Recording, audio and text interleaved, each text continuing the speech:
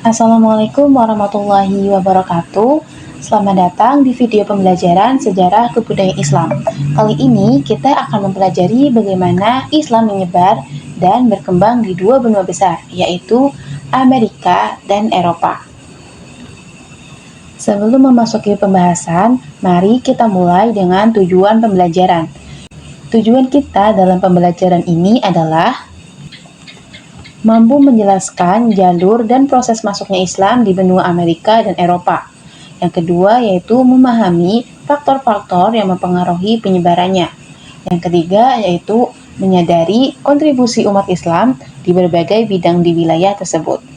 Indikator yang harus kalian capai hari ini meliputi yang pertama, menjelaskan sejarah dan latar belakang masuknya Islam ke Amerika dan Eropa. Yang kedua, menganalisis peran organisasi dan individu dalam perkembangan Islam. Yang ketiga, menyebutkan kontribusi Islam terhadap ilmu pengetahuan dan budaya Barat. Kita memasuki benua Amerika. Yang pertama yaitu Islam di Amerika Serikat. Tahukah kalian bahwa jejak Islam di Amerika Serikat sudah ada sejak abad ke-16? Sejarah Islam di Amerika Serikat dapat ditelusuri sejak abad ke-16. Saat seorang muslim bernama Estevanico tercatat sebagai tokoh muslim pertama di wilayah Amerika Utara. Meskipun begitu, banyak peneliti lebih menyoroti kedatangan umat Islam melalui gelombang imigrasi dari Timur Tengah pada akhir abad ke-19. Imigrasi ini terjadi dalam beberapa periode atau gelombang. Gelombang pertama, imigrasi muslim terjadi pada 1875 sampai 1912, terutama dari wilayah Suriah Raya di bawah Kekaisaran Ottoman. Gelombang kedua berlangsung pasca Perang Dunia I setelah runtuhnya Ottoman. Disusul kebijakan pembatasan imigrasi oleh pemerintah Amerika Serikat pada 1924.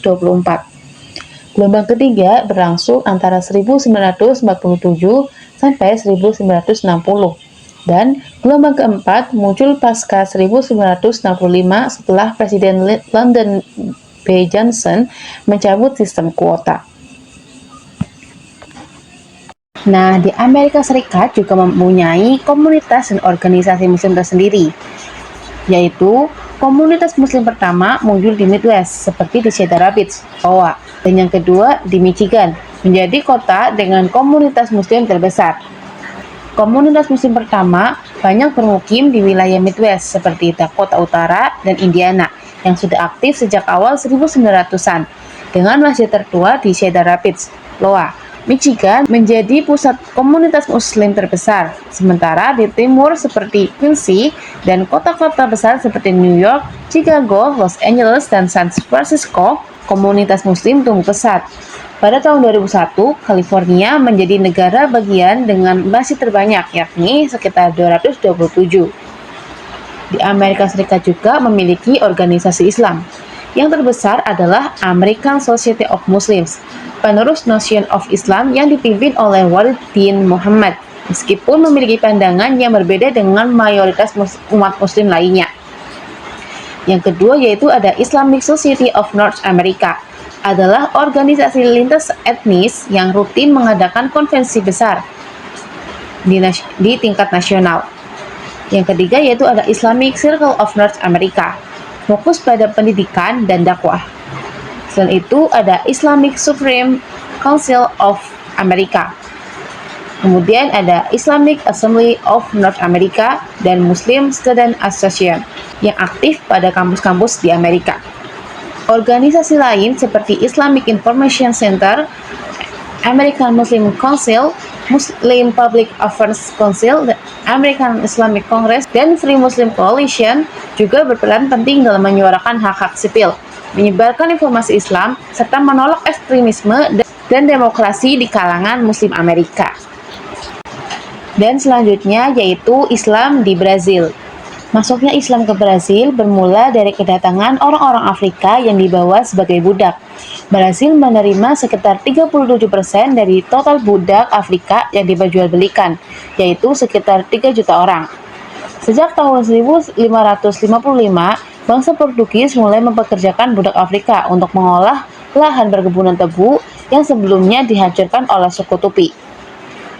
Brazil merupakan salah satu wilayah di Amerika yang paling banyak menerima budak muslim asal Afrika. Dengan peristiwa penting berupa pemberontakan besar oleh budak muslim di Bahia pada tahun 1835 yang bertujuan membentuk negara Islam dan membebaskan diri dari perbudakan. Penyebaran Islam di Brazil berlangsung pada 3 tahap. Tahap pertama yaitu dimulai sejak paruh kedua abad ke-15, ketika pelaut Portugis Cabral menemukan Brazil. Beberapa muslim diyakini melarikan diri dari inkuisi dan mencari pelindungan di sana.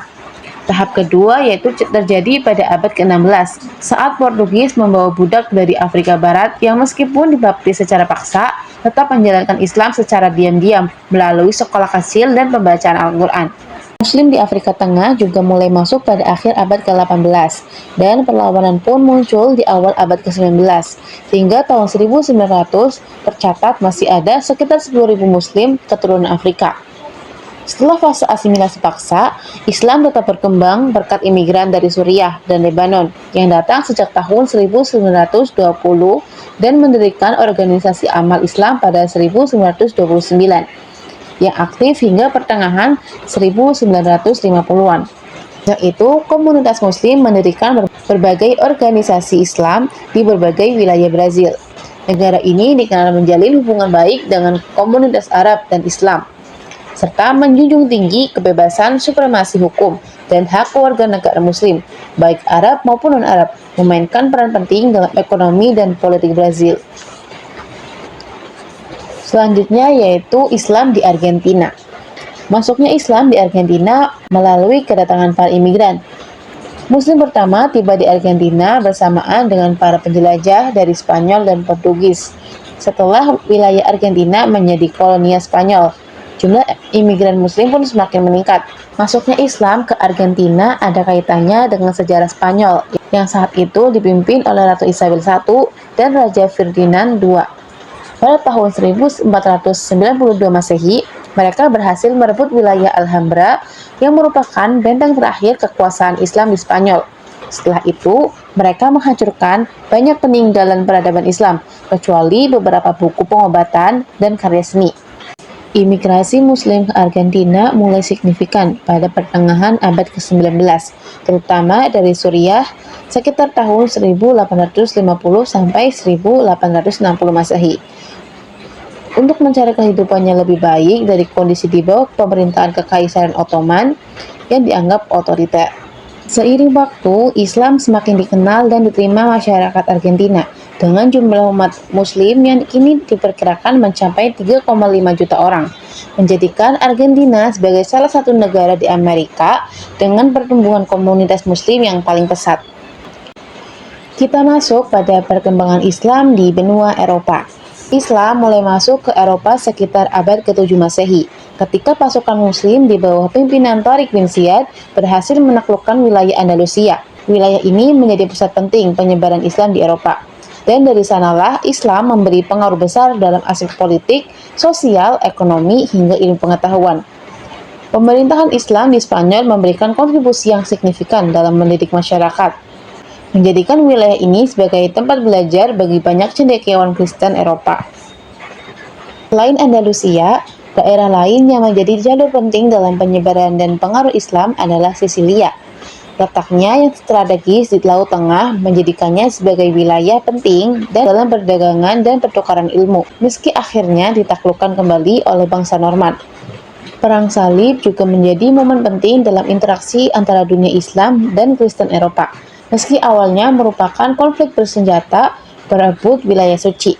Perang ini justru membawa pengaruh budaya dan ilmu pengetahuan dari dunia Islam ke Barat, yang kemudian menjadi salah satu pendorong utama munculnya era Renaissance di Eropa.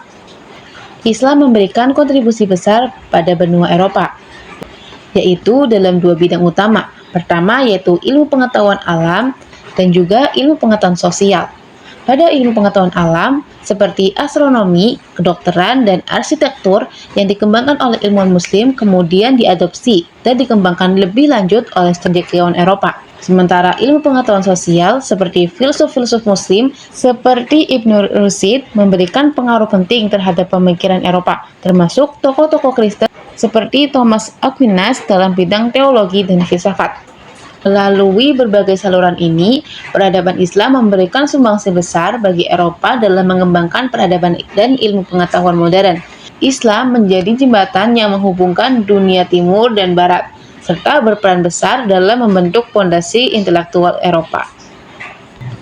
Selesailah sudah pematerian kita hari ini. Untuk mengukur pemahaman kalian, coba jawab pertanyaan berikut ini ya.